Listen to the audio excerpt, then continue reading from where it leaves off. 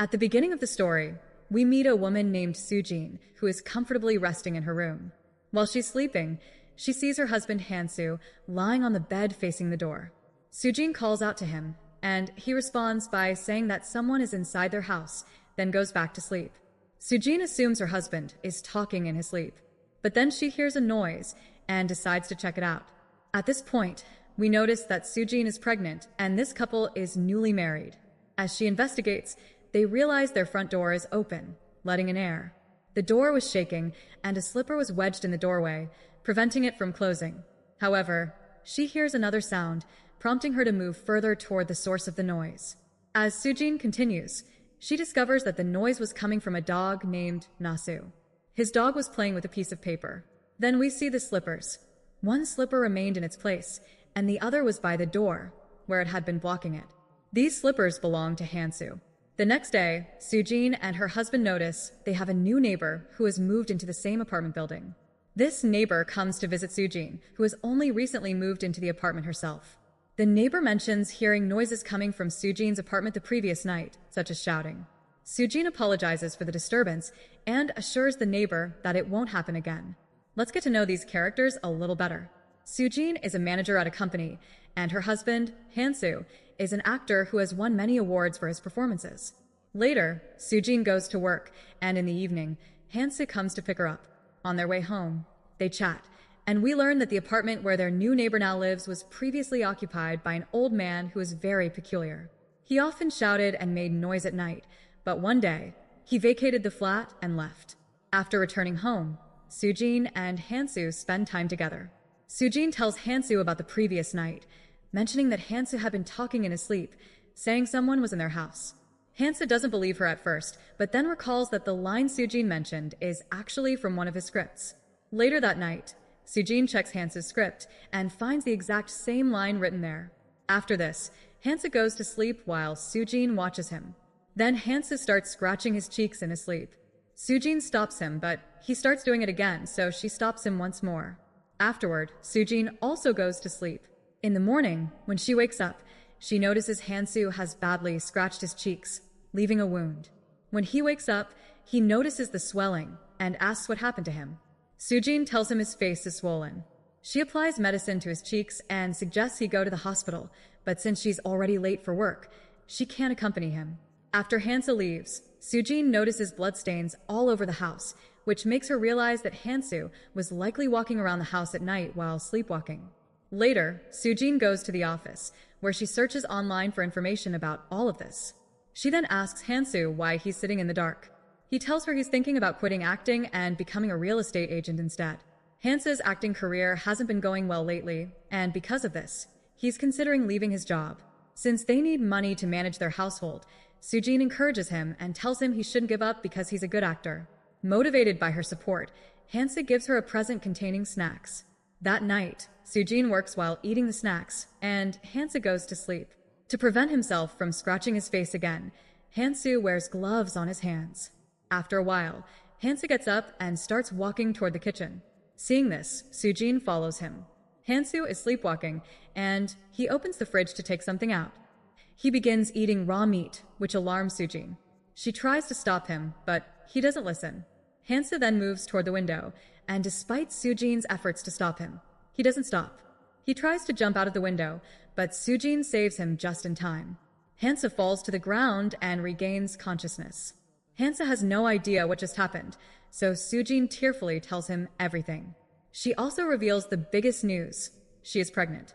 Sujin makes Hansu promise that they will go to the hospital the next day, and Hansu agrees.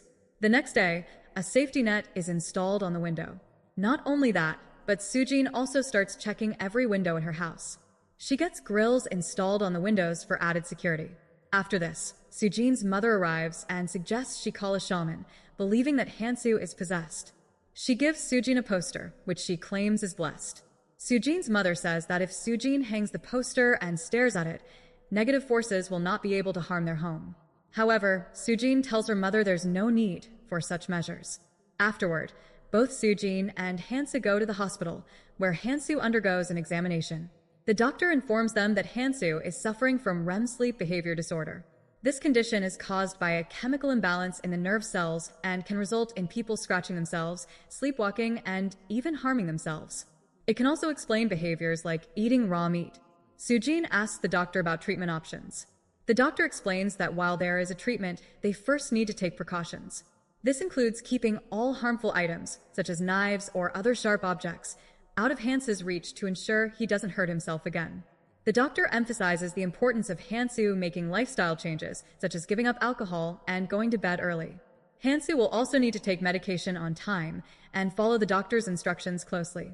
That night, Sujin and Hansu go to bed early, as instructed. The scene shifts to the next day, where Sujin wakes up to find Hansu acting completely normal. She is overjoyed to see this improvement. She goes to the kitchen but finds a torn packet of meat and a clump of her dog Pepper's fur. Alarmed, she opens the fridge and discovers Pepper dead inside. This horrifying discovery means that Hansu has not fully recovered yet. A few more days pass, and Sujin gives birth to their baby. While in the hospital, Sujin's mother visits her and suggests she get a divorce. However, Sujin refuses to consider it. After being discharged from the hospital, Hansu comes to pick Sujin up. As they head home together, Hansu tells Sujin that he found a studio apartment nearby that's quite affordable and only a few minutes away from their current home. He suggests staying there so that he doesn't disturb Sujin and their baby. Sujin firmly tells Hansu that she doesn't want him to do that. She insists that they should stay together as a family, no matter what. After this, we see that Yisu had brought a sleeping bag for himself to ensure safety. Later, Sujin meets her neighbor, who also has a child. They recently adopted a dog that looks just like Pepper. Seeing the dog reminds Sujin of Pepper, and she starts missing him. That night, after Yisu falls asleep, Sujin stays up on her laptop, researching the disorder. She finds several disturbing news stories, including one about a woman who killed her child because of this condition. Reading all these negative stories deeply upsets Sujin. She decides she needs to leave the house with her child.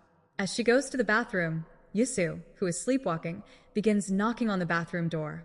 After a while, Sujin opens the door and is horrified to see her husband urinating on their baby's swing. This disturbs Sujin greatly, and she watches him in silence until morning. The next day, both of them visit the doctor again. Sujin asks the doctor when her husband's illness will be cured. The doctor replies that it's unpredictable, it takes time, and for some people, the condition never fully goes away. Hearing this, Sujin becomes shocked and angry. In her frustration, she hits the doctor with an object. After this, both return home. Hansu begins sleeping in the car at night. However, Sujin eventually goes to him, brings him back inside, and kisses him. She then locks him in a room to ensure he doesn't wander while sleepwalking. The following day, Sujin's mother brings a shaman to their house. The shaman starts searching for a ghost using gungros, small bells, throughout the home. She explains that ghosts can easily control sleeping people because their bodies are not under their control at that time. The shaman eventually identifies the ghost and approaches Hansu, declaring that a spirit has possessed him. She says the ghost entered Hansu because Sujin is very beautiful and a male ghost has followed her, now residing inside Hansu. The shaman explains that she will return soon to perform an exorcism but will need the name of the spirit to effectively drive it out. That night, both Sujin and Hansu sleep together. The next day, Sujin goes to her neighbor's house to give them Pepper's leftover dog food. Her neighbor invites her inside for coffee. Here, Sujin asks her neighbor if she had ever had coffee in the old house. She mentions knowing the man who used to live there, to which the neighbor replies that he was her father. Sujin is surprised to hear this and asks if he is still alive. Why she was asking this will become clear later. Hearing this, the neighbor's son says that his grandfather has passed away. Hearing this, Sujin asks the neighbor for the old man's name. His name is Pak Chun. Sujin suspected that the spirit of the old man was inside her husband, though she wasn't sure if the old man was still alive. Now that she was certain, she asked for his name because the shaman had told her that knowing the spirit's name would allow her to exorcise it, or, in her mind, destroy it. She takes the name and tries to communicate with the spirit, but nothing happens. Sujin stays awake the whole night, becoming completely superstitious. She was convinced that a ghost had possessed Yisu, even though this wasn't true. It was possible that the shaman was a fraud, or perhaps it was just a disease. The next morning, Hansu wakes up and notices the swelling on Sujin's face.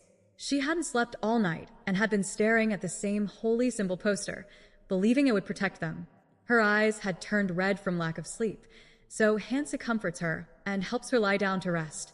Later, when Sujin wakes up, she immediately goes to check on her son.